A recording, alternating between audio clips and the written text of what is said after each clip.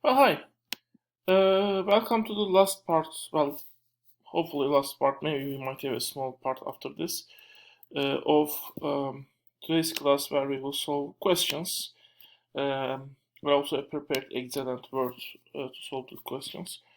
Let's start. Would you expect a typical customer to have a higher consumer surplus in healthcare market or the market for baseball equipment? Explain your prediction. Well, uh, these questions can be answered in different either way, as long as your explanation is connected to what you have learned in the main part of the course. But in this case, the connection could be created in this way. Typically in healthcare market, people need to buy that product. They don't have a substitute. If I need to have a heart operation, um, there is no substitute of heart operation. I cannot just go to a dinner or have a whole day that will substitute the heart operation. So if I don't have a substitute and this is a need, in that case, the amount I'm willing to pay is likely to be very high. As a result, my surplus is also likely to be high since the amount I'm willing to pay is already high. Assuming the price is not high already, and not take full advantage of the fact that I basically am willing to pay a high price. In basketball equipment, on the other hand, is a equipment for a hobby. That hobby has many other substitutes you can play. I don't know if United States you can play baseball, you can play soccer or football. You can sing, you can go to cinema. Uh, Cinema is not a hobby, but you can basically, for example, I don't know, um, take a camera and make films. All of them could be substitutes of basketball as a hobby, and so it is a substitute, and it's not a necessity. So people's willing to pay in that case might be relatively lower. If in, as long as the prices in the basketball market are excessively very low, as long as uh, the the producers in the basketball equipment market are much less powerful compared with the producers in the healthcare market. The consumer surplus in the healthcare market is expected to be higher than consumer surplus in the basketball equipment market because of this demand structure. I mean, you can just talk on demand structure and justify with that. That's okay. You don't need to take into account other factors which might reverse the case. Um, but your argument should be somehow connected to what we have learned in the main part of the course. So, assume there is a price ceiling in the market for rental housing in Kalkanlı. What will happen to the producers, consumer surplus, and debt weight loss when price ceiling is removed? Price ceiling means maximum amount of price rent control, so that the rents the students need to pay won't be that high. Consumer surplus, which is the surplus of the students, will fall if the price ceiling was below the equilibrium price, of course. The producer surplus, the surplus, the benefit the renters are getting will rise in this case. Debt weight loss will disappear. I mean, it will reduce, it will disappear basically in this case. You might even say that you have a negative debt weight loss. Basically, that's also okay. Demand of intercity travel services in Istanbul are typically high in the mornings and evenings, typically low around midday and night. What would be equilibrium price? How would equilibrium price behave in the mornings and midday hours? If price is fixed at a particular level, how would it affect market's ability to go to the equilibrium point? Um, so this is typically the case. Let me briefly actually draw the case. I will draw first and show to you later. Very, very fast. I will do it very fast. So, supply, demand. And so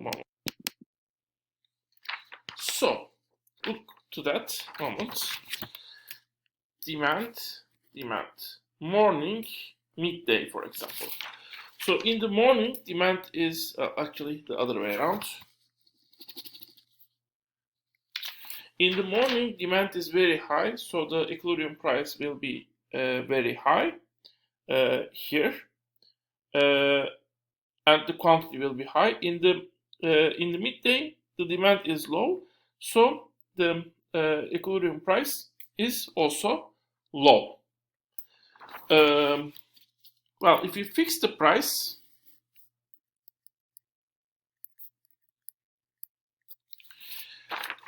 if we fix the price in the morning, the market is willing to get above the equilibrium price like this. That would mean the fixed price will act like a price, in this case, ceiling. So we want to go above, but we are not able to go to above. So there will be excess demand, which is usually what exists in case of let's say minibuses or public transportation services in Istanbul. And in the midday, on the other hand, the price is willing to go below. However, there is a however the fixed price transit, so you have an excess supply. So usually in the midday, especially if it is not run by state by private organization, public transportation, for example, taxis or minibuses, they are lined basically. So there's an excess supply of the public transportation service in that case. So this was price, this was quantity. Let me show you this way. So just to sorry. So again, this is one policy, one interesting policy, which is actually not organized necessarily by the state, but minibus or organizations and taxis themselves. Why? Because they are afraid, even though it leads to excess supply at certain periods, they are afraid that at the time of the excess supply, it might lead some taxis or some minibuses to beat the price down too much, and as a result, actually, all of them might be hurt because the price might go even below the amount where, I mean, they won't get any reasonable profits, basically. So they rather fix the price, and even though it leads to an excess supply at a certain period of the day. So the stability of the price might be more important than having a temporary, having an excess supply at certain periods of the day, basically, for the taxi drivers. Let's continue. When price floor and ceiling a price floor and ceiling doesn't have any effect in the market if the market is able to return to the equilibrium price, which is the case for the price floor when it is set below the equilibrium price, and in case of ceiling when it is set above the equilibrium price. In that case, the price floor or ceiling doesn't have any effect on the market. Assuming equilibrium point remains the same, how would consumer surplus change if demand gets flatter? If demand gets flatter, think about this. I will show it here. If it gets flatter, the area of the triangle, the height of the triangle will fall, while the length will remain the same, which means the area will be smaller, which means actually consumer surplus will be smaller. In which way an effective price ceiling or floor causes a deadweight loss? It causes deadweight loss because the amount sold will decrease as a result of price ceiling and price floor, basically. Okay. Calculate consumer surplus and producer surplus for the case represented by the graph. Let's start with this. Okay. Let me raise this. Let me put this. I'm sorry.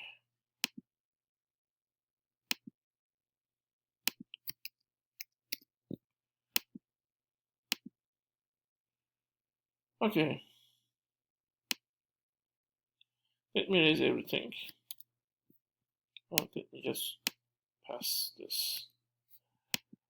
Okay.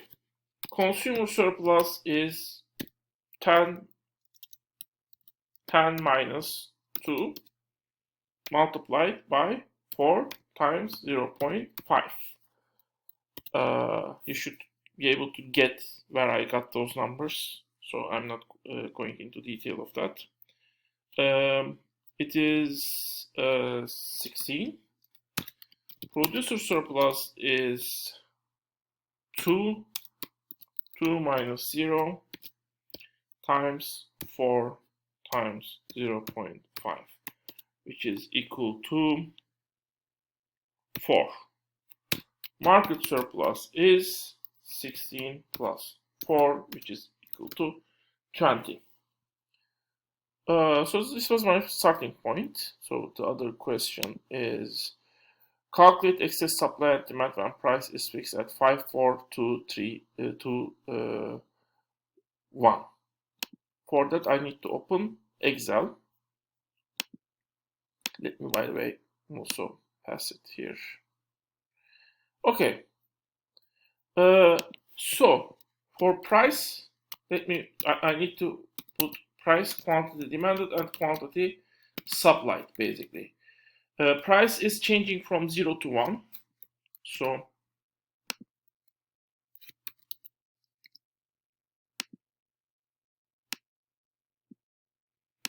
0 to 10.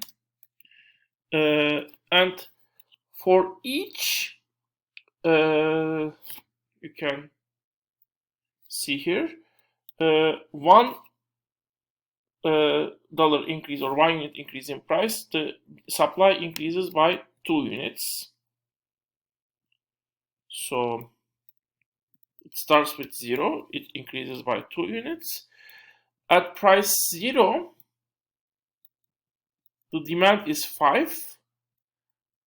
When price increases by $2, demand falls by 1.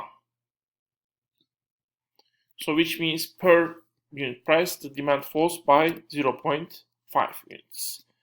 So this is 5 minus 0.5, I believe.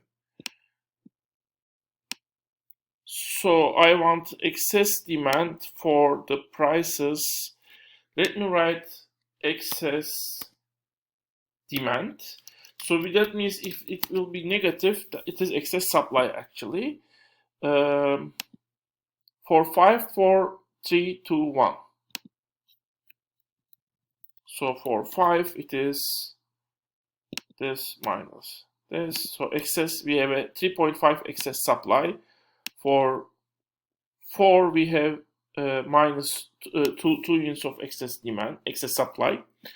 For 3, we have 0.5 units of excess supply. For 2, we have a 1 unit of excess demand.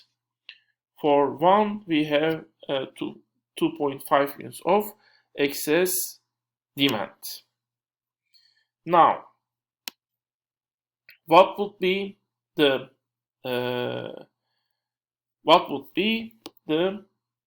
consumer and producer surplus and market surplus when price is fixed at 5, 4, 3, 2, 1? Calculate dead weight loss when price is fixed at 5, 4, 3, 2, 1. I will just do it for 5 and 1. I think you will be able to do it for the rest because the method is basically the same. First, you should find whether the price is acting as a price ceiling or a price floor, basically, because here the price is fixed.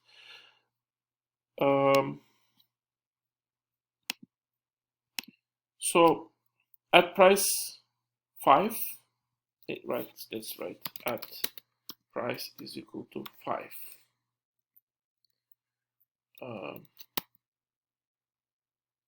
Okay, we will continue in the next part. We are very close to 15 minutes mark, and that would be our last video.